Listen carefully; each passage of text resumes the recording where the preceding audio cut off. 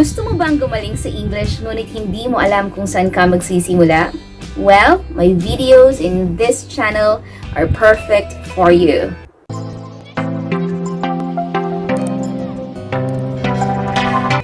Hi, Teacher Zone here, and welcome to my third video on this series kung paano ka gumaling sa English.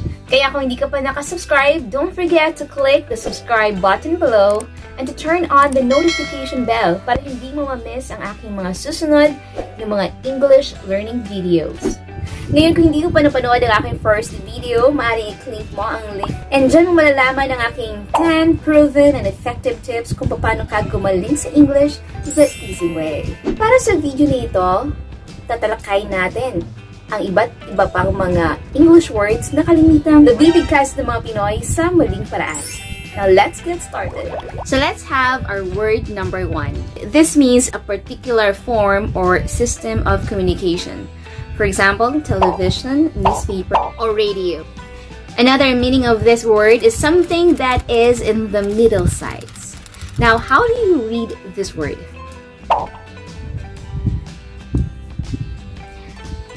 Yes, we usually hear that word being pronounced by Filipino people as medium. Meron ba kayong medium size na pants?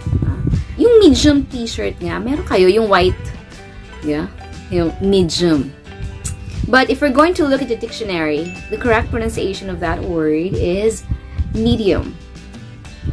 Medium. Now let's use it in a sentence. These shirts are all mediums. These shirts are all mediums. Hindi yan medium, kundi medium. Ngayon, alam mo na. Let's move forward. Okay, so we are now in our second word, and this word means a group of things that have been hidden in a secret place because they are illegal or have been stolen. Another meaning of this word is a part of a computer's memory where information is kept so that the computer can find it very quickly. How do you read this word? Cache. But actually, the correct pronunciation of that word is cache. It's cache. Okay, that's only cache. Like, do you have a cache? Cache. Okay, let's use it in a sentence. Her new laptop has a 1 megabyte of cache. Her new laptop has a 1 megabyte of cache. Again, that is read as cache. Awesome. For our third word, this means a group of people or things that are similar in some ways. How do you read this word? Category. Yes, marami ka na rin dati na ang basa dyan, category. Yun. So, gusto ko sana i-correct kayo na the correct pronunciation of that word is category. Category. Now, let's use it in a sentence. In what category do you belong? In what category do you belong? Category. Category. Now, for our fourth word, this is a verb and it means to mix by making circular movements in it with a spoon or similar object. Yung haluin mo. In Bisaya, that is magkutaw, kutawon mo. Kutawon. So just like magkutaw kag Milo. Milo ka na. So, how do you read this word? Dahil sa spelling niya, maraming Pinoy ang nakakamali kung paano niya basahin. We have it as steer. Steer. As in, yung matigas siya na E. Steer. Pero ang totoong pronunciation dyan ay stir. Stir. Now, let's use it in a sentence. Stir a 1 cup of sugar into the batter. That is stir. Not steer, but stir. Correct. Now for our fifth word, officer of high rank in the Army, Air Force, or Marines. A military officer who ranks above a major. Now, this is very confusing because it has a different spelling compared to its pronunciation. So how do you read this word? It's very easy to commit a mistake with this word. We can read it as colonel, diba? Colonel, because of its spelling. But the correct pronunciation of that word is colonel. Colonel. Not colonel, but it's colonel. Now let's use it in a sentence. He retired as a colonel in the Air Force.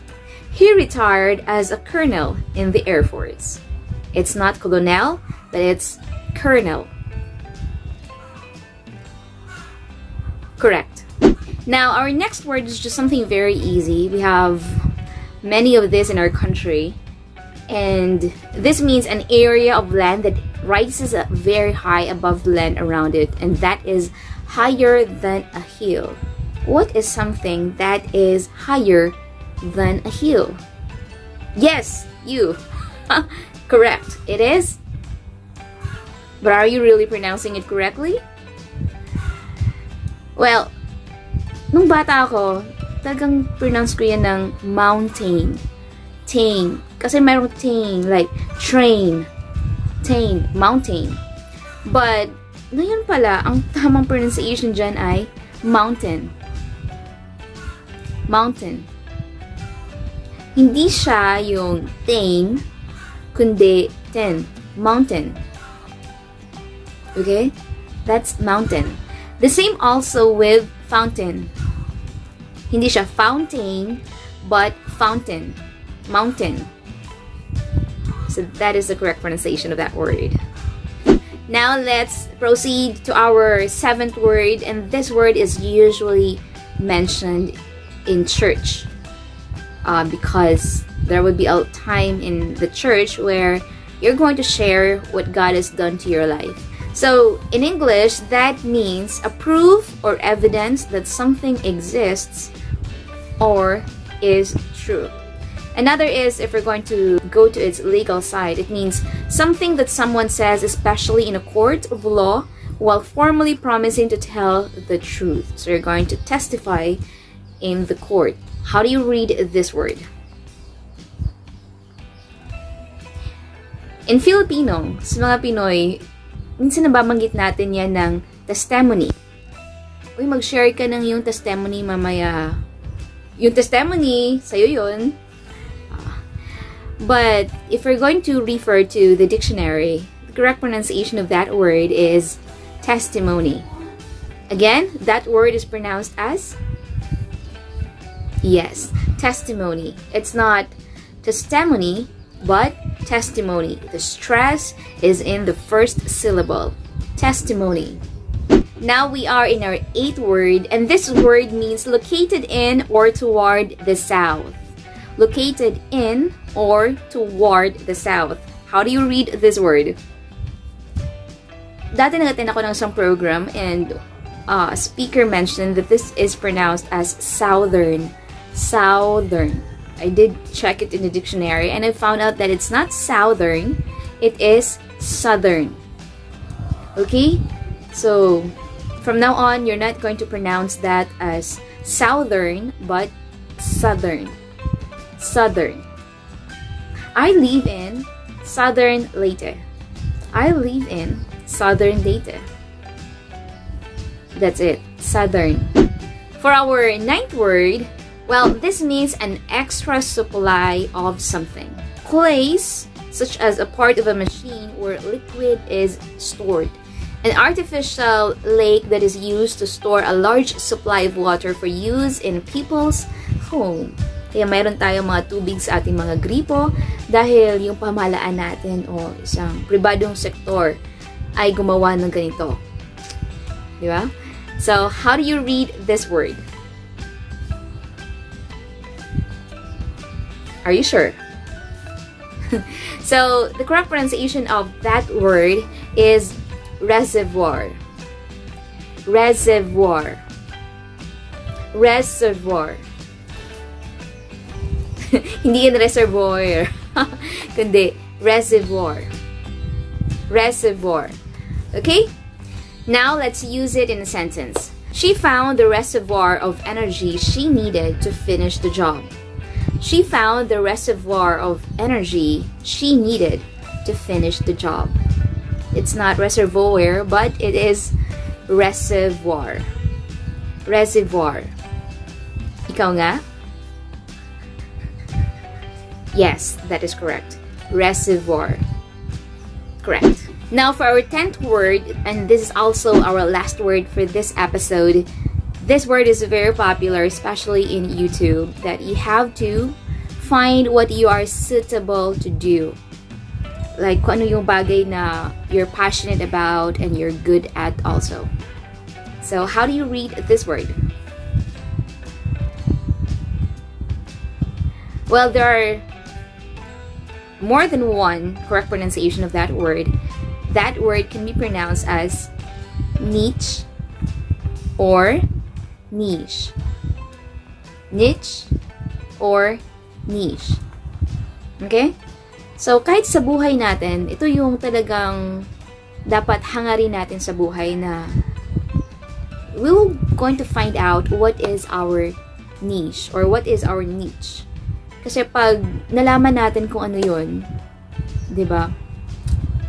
Yung una, yung gift natin ay hindi ito masasayang. Pangalawa, ito ay magiging ambag para sa ibang tao o kaya naman ay sa lipunan. Let's use it in a sentence. She finally found her niche as a teacher. She finally found her niche as a teacher. That word could be read as niche or niche. I'm very hoping that someday or one day you will find your niche or niche. God bless you for that. So those are the 10 English words that are usually mispronounced by Filipino people. So from now on, hindi na tayo magkakamali sa pagbigkas sa mga salita na yun kasi pinag-aralan na natin. So susunod ko pang mga videos, pag-aralan naman natin yung subject-verb agreement. So pupunta na tayo doon sa basic rules in English para maging confident tayo na gamitin ang English in communication, in whatever platform or medium of communication we're going to use. This is Zora once again, helping you to learn English the easy way. And nagsasabi sa inyo na never stop learning, never stop improving yourself. Kaya natin to. God bless!